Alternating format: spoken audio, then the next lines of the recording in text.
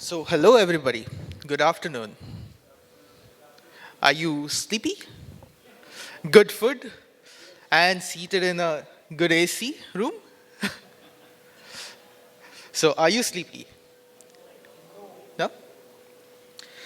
Because throughout the session, I would request you to use your mobile phone and scan a QR code because there is a demo app that I've put as a QR code where you have to interact with just so that you have a better experience of understanding what different serverless APIs are. So, heads up, you're not supposed to be sleeping today. Yeah, before we get started, just a little quick introduction about who I am. I'm Joan Zechariah Noel. I'm a senior developer advocate at Freshworks, AWS Serverless Hero. I'm also part of AWS UG Bengaluru. And we recently had our community day 2 weeks back. I come from a background of serverless architect, so you hear me talk about serverless a very lot. And also I write a lot about serverless in my blog and my newsletter called the Serverless Terminal. I have a podcast that I co-run called The Zach Show Talking AWS. So today, what do we do and what do we learn in the next 30 minutes is about API strategies in the serverless space and also the different offerings that AWS has for you to build serverless APIs on AWS. So we look at what traditional workloads are there on serverless and APIs. What are the different services like API gateway, AppSync, and Lambda function URL. Also the strategies and the factors that you would have to consider when you choose amongst the three of them for your APIs. So first off, how many of you have been building APIs? Any kind of APIs? Quick raise of hands. That's quite a lot of you. So when you're building APIs, what is it essentially doing? It's building that integration between your backend system and your frontend.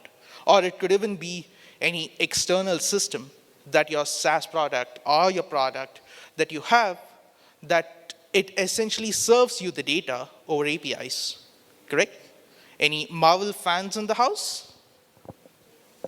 So you might recognize this from one of the Marvel movies, Civil War, where Captain America and Tony Stark are agreeing on a certain matter. Similar way, front-end and your serverless or your integration system and your backend both agree with APIs. I recently was attending one of the sessions and somebody who was talking about a non-tech topic around communication gave a reference to APIs.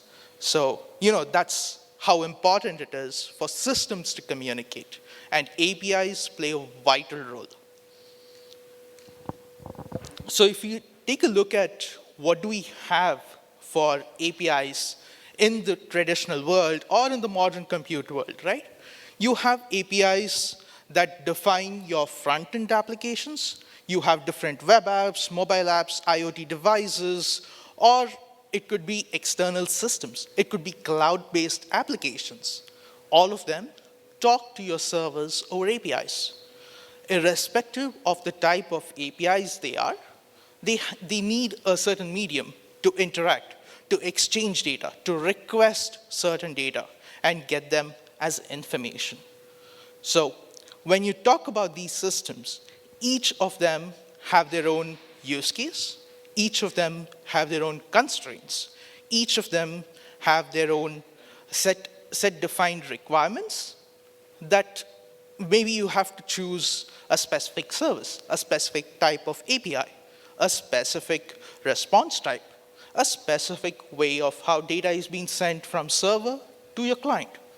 So all of these factors come in when you're trying to decide which API you're trying to build and what is the use case that you're trying to solve with that API. So today, we'll look at different factors, all of which define the way how you would be choosing an API infrastructure for your serverless APIs. So before we go into the session, if I would have to broadly classify the type of APIs that are there today, I would probably tell it as it is web and mobile application backend APIs, or integration systems that use APIs, or real-time systems that have APIs. So when I say web and backend, it's easily relatable. Any mobile application that you use, any application on your desktop that you use, like LinkedIn, Twitter, or any of them, use APIs to connect with their servers, to exchange data. And also, when you have integration systems, so say, for example, you have a system that talks to a payment gateway. So a very good example is you had to purchase a ticket while you entered in for this conference, right? So for that, you had to make a purchase that was done on a payment gateway. When the payment was successful, you would have had a certain notification and certain amount is being debited. All of it happens. So when that happens, the system should know that payment was successful. You have APIs for integrating payment gateway into your own system. Similarly, any of these events that are happening, like a payment is successful, it could be a real-time event, or it could be IoT devices. Whenever there's a new event, say for example, if it's a POS system, you go in, you tap your card in on the POS machine. The machine would have to send real-time data to the cloud to validate your credit card, do all of the things underground, and to either successfully complete the payment or fail it, right? All of that is, again, talking over real-time events via APIs.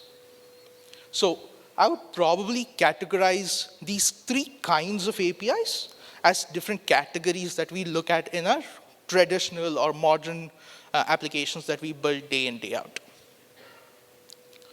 So that said, what are the different API offerings that we have on AWS? You can see 4 different options. Here, one is API Gateway, of course. The name itself suggests it's a service for building your APIs. AppSync, that's a GraphQL-based managed API for your serverless workloads. There's Lambda function URL that was recently launched about a year and a half, where you can directly invoke a Lambda function over a URL that Lambda function itself generates. So you don't need API Gateway or an external invoker. Then there is also Application Load Balancer. How many of you have built web applications or different kinds of applications on your EC2 machines? All of you know the importance of ALBs, right? So similarly, you can have an ALB that triggers a Lambda function the same way how it does for an EC2 instance. So that's another way if you have to tackle your API workloads. But today we'll not go into that. We'll focus on the 3 things, that is API Gateway, AppSync, and Lambda function URLs. First off, when you're considering an API, you may want to look at it as what is a type of API that you're trying to build. It could be things like, is this something that happens when I request, I get the response, and I'm done? Or is it a specific protocol that I have to use, like GraphQL as an API? Or should it be a WebSocket one for real-time bidirectional API communication? So you have to identify when you're building an API, is this a RESTful API? Is this a GraphQL API? Or is this a WebSocket? The key difference comes in with identifying your API if it falls into any of these categories or not. Maybe in terms when you say GraphQL, it could underlyingly use WebSocket because GraphQL has subscriptions. That is nothing but WebSockets and real-time bidirectional data transfers. The next off is the type of response that you need. Is this something that you request for? You get an immediate response. That is something like a synchronous API. So say, for example, I want the list of movies, and I get the list of movies, right? And say, for example, if it's a huge chunk of data, I may have to paginate, all of that, true. But if it's a very large data, say, for example, I want all the movies that has been published or that has been promoted to live on OTT devices in the last 10 years, that's a huge, huge list, right? And even for your API to respond it, it's going to take a while to retrieve it from database, do all of its activities, structure it the way how you need it, all of it. So that's going to be probably a asynchronous action. So you say, I need 10 years of movies data, movies that have been published. And probably after the 10-minute mark, you are able to again poll and retrieve the 10 list, or it comes as an email for you with the CSV dump or whatnot. So there are different strategies that you think of based on the type of load, the type of response that API would be providing while you're building it. So it's either asynchronous or asynchronous.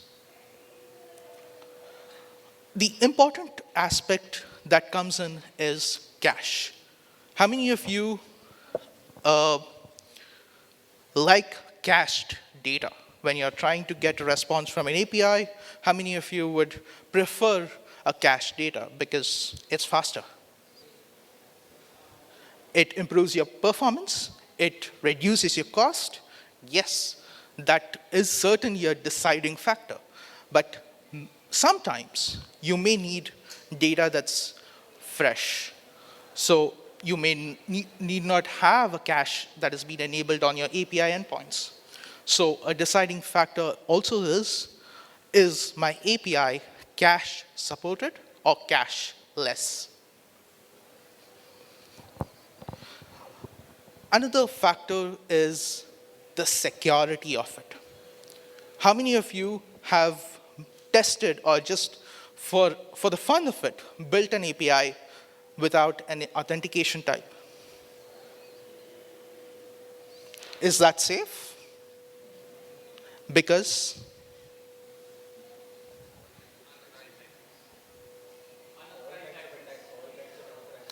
yes. So there could be an abuse of the system if the API is not authenticated and authorized. So an important factor for you to decide is, how do I define my authentication type or authorization type for my API? Is that IAM rules? Is that API keys? Or is that an identity provider or a custom authorization that I have with a Lambda function or whatnot? So these different type of authentications help you decide, okay, is this a suitable API infrastructure or a service that I can use for my API or not? And once you have security in place, you have decided the type of API, you have identified the response that has comes. The another factor is when the response does come, what is it? What kind of a response is it? Is it a structured one? You have a model that defines what are the parameters that you get in response, what's the data type of the parameter or not. If you have that data, it's more structured. You have a model that's been defined. And also, when you're building GraphQL APIs, you have to define a schema. A GraphQL schema has all these attributes, be it as input or a response, well-defined, along with the data type. This helps you to maintain certain structures in your application. So if you are very strict with certain things telling that, yes, I need this data of this type, and the response has to contain all these attributes, you would go with a model, or if it's a GraphQL, you would choose a good GraphQL schema. Or if you're open with it, or if you're saying, okay, it could be different type of data, it could be streaming data, it could be data that's changing on the go, okay, you have to decide the fact that is my API going to give you a structured response, or is it going to be giving an unstructured response that's mostly streaming data? The another factor is, I was talking about the directional interaction between APIs. Is it a one-way direction or a unidirection API transfer or data transfer? Or is it bidirectional? Most of the times, one directional works because you're requesting for something and you're getting it back.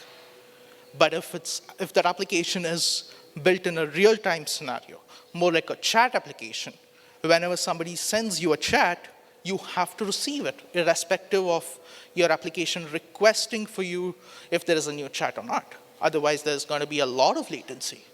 Can you imagine a world where you have a WhatsApp, you're sending a message to a friend, you close WhatsApp, the chat subscription or whatever you want to call it is lost. So whenever a new message comes, you're not notified, you're not aware if a new message has come. Can you imagine a world like that?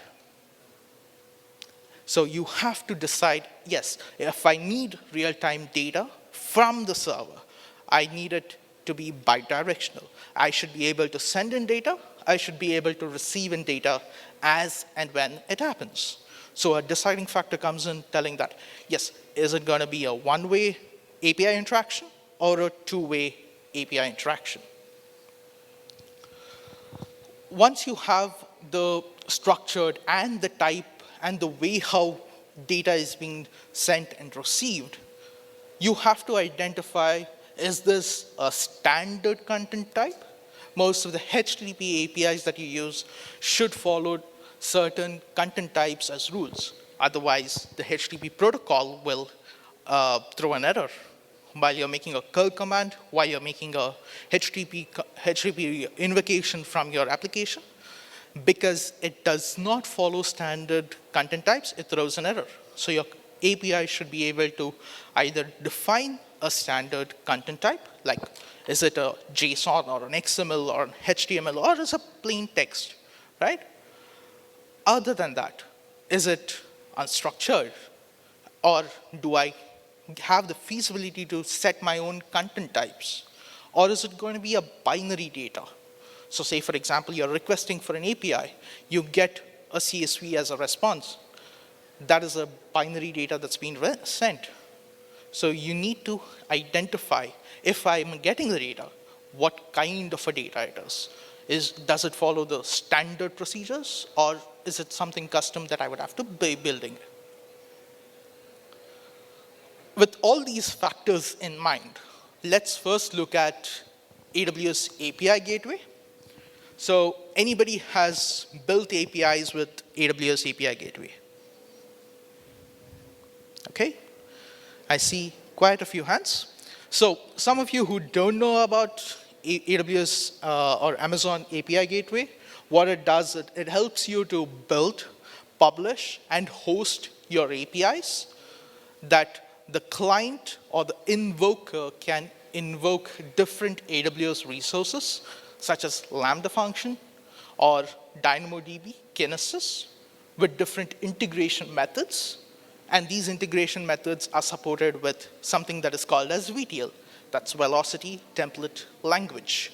So all your APIs would be hosted on this. And it also gives you different capabilities of adding cache, adding different security methods, authorization types, where you say, OK, I'm going to be publishing a HTTPS API, which has certain model as a defined input, a certain content type as a response, and gives you a certain model as a response too. So you can define that and publish it as an API. While you do it, you can associate it with different authorization methods, either as API keys or IAMs, or you could even have your own custom Lambda authorization, or you could use Cognito or identity providers to authenticate these APIs to ensure it's not an abusive one. Although, if an API key is there, if your API key is leaked, that can also be abused because you can get a bot, you have an API key, it can repetitively call your API and abuse the system. So you have to ensure that there is different throttling and rate limits. How many of you, when you're invoking certain APIs, come across an error that is error code as 429? Do you know what it means? So, exactly. So, when you're trying to invoke an API, you can define a certain threshold, a rate limit, beyond which, per minute, you're not be able to exceed it, just to ensure the system is well intact and not abused. So API Gateway gives you that feasibility along with something called as usage plan that is associated with an API key. So you are at freedom to define that throttling and rate limits on API Gateway. And also when you have different use cases where if it's a SaaS platform or if it's different usage plans that you want to monitor, you have the feasibility to create different API keys, associate them with different usage plans so that your monitoring and rate limiting is more structured and well maintained.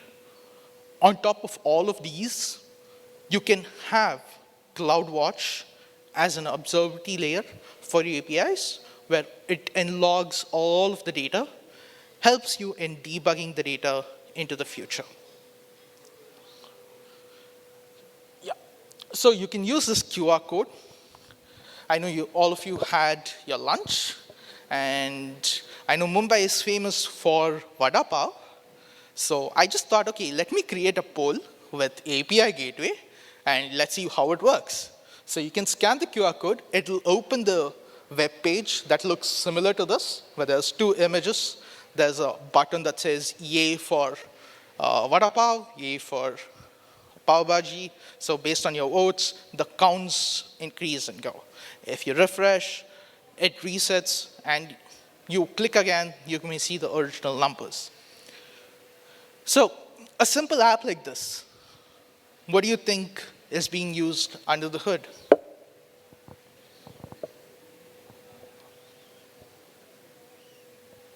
Any guesses? Okay. Yes, it is a REST API. Any other guesses? I was talking so much about API Gateway. Any guesses what all would have I used for this API?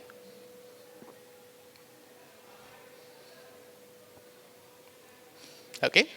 I think all of you are busy just playing around with the web app. Okay. So what I've done is I've published it as a REST API on API Gateway that is invoking a Lambda function. From the Lambda function, I am writing it to DynamoDB to set the value whenever you click on either of the buttons, and another to retrieve the number of count from DynamoDB table. So when you're doing this, a simple REST API, I've added in certain things like cache with a TTL of 10 seconds, and also I've added an API key as authentication, and I've not defined the models for it. I've just mentioned the content type to be as JSON, and I'm using something called as Lambda proxy integration. Anyone of you heard this term? Okay, so I didn't see much hands, but let me explain to you what this is. Whenever you're trying to invoke a Lambda function with an API Gateway can act as a proxy, where it just gets the request, sends it to the Lambda function, gets the response from Lambda function, sends it back to your client. So I've integrated it that way. So I have to manage in my application code the different headers while I have to handle the cross-origin errors or enabling it for cross. If I'm using VTL-based model, request template model integration, I don't have to worry about this. So it's different ways how you publish them, on API gateway and different ways how you would have to manage cross for web apps. Next off, it is AppSync. Any of you have built apps or APIs with AppSync? I see just one hand. Okay, so AppSync is a managed GraphQL offering that AWS has, where whenever you're publishing them, it follows the GraphQL protocol and the schema that I was mentioning earlier, where all of your different interactions, where you're trying to get data, write data, or listen to live data changes, all of them are with different GraphQL operations called queries, mutation, and subscription. This follows both HTTP and WebSocket-based integration, where all of your subscriptions are based on WebSocket, the queries and mutations are based on HTTP. This also offers you different authorization methods and also offers you a cache that could be added. This has extensive integration with different data sources, like API Gateway integrates with Lambda function, DynamoDB, Kinesis, and other AWS services. AppSync can also integrate with different services directly without the need of a glue Lambda function. This helps you to reduce latency and also improvise on your performance. So when you're building a lot of these things, it supports two types of runtimes. One is VTL, Velocity Template Language. That's the same as API Gateway, and also JS or JavaScript runtime, where you could use a JavaScript to define the integration between your API layer, a query, a mutation, or a subscription with the data source. So another activity for you, take out your phones. You would have to scan this QR code. You'll see a similar screen where you have an input, and you have to write something in and click on submit. Once you do it, you will be able to see what you have submitted along with what others have submitted. So this is using GraphQL API, where I have a subscription on a mutation. Whenever you add a node, it triggers the subscription for all of you to listen, and you get real-time updates. So this is one example of your APIs being bidirectional and also returning you different type of data.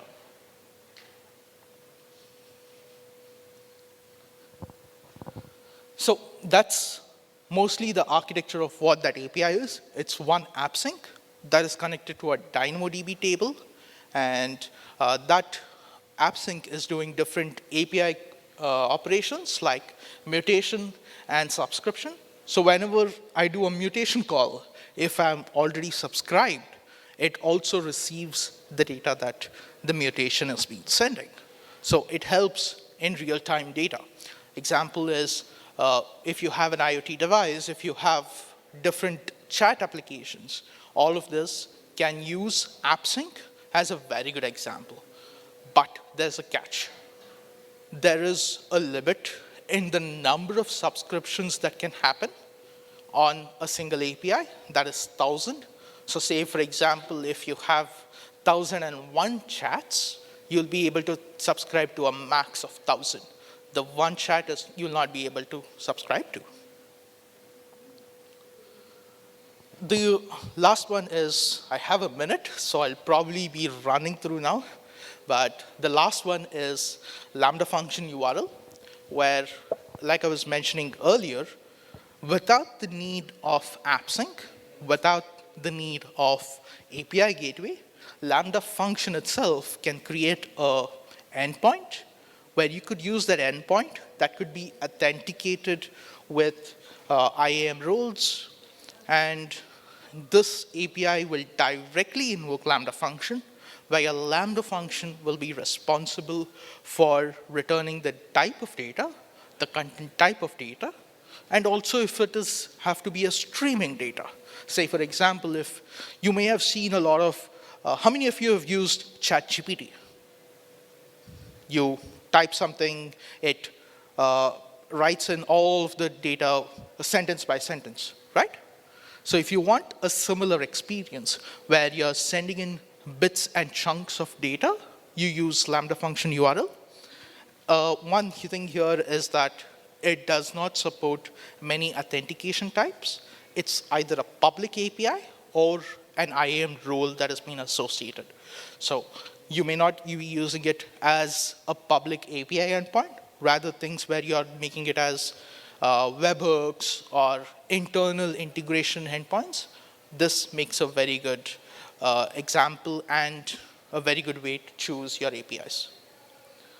So I wrote a blog about it. You could use the QR code to learn more about Lambda function URL.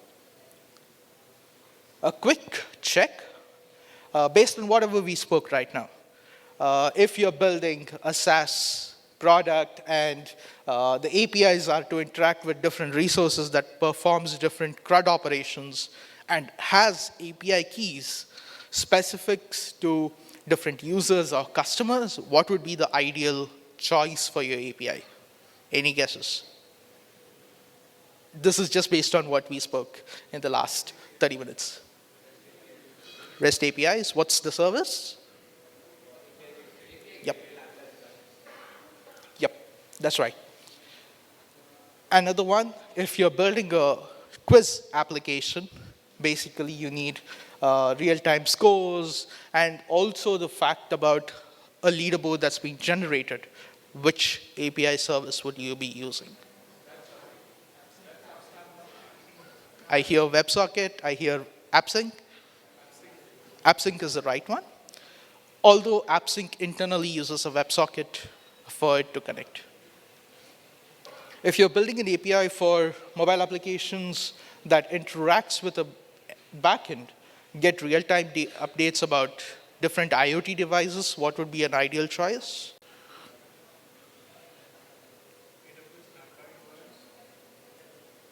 Why?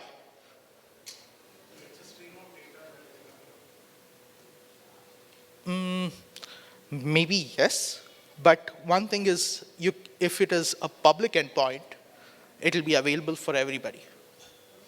So an ideal choice is AppSync. Well, any guesses for this? When you have bits and chunks of data that has to be sent from the server.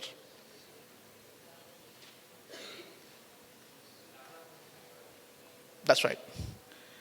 So with that, the whole of the session is in one slide where I try to add most of the details for you to help and decide how do you choose API gateway, how do you choose AppSync, and how do you choose Lambda function URL based on different factors while building and choosing your API service. So with that, thank you everyone. Thank you for patiently listening and also being awake. Thank you.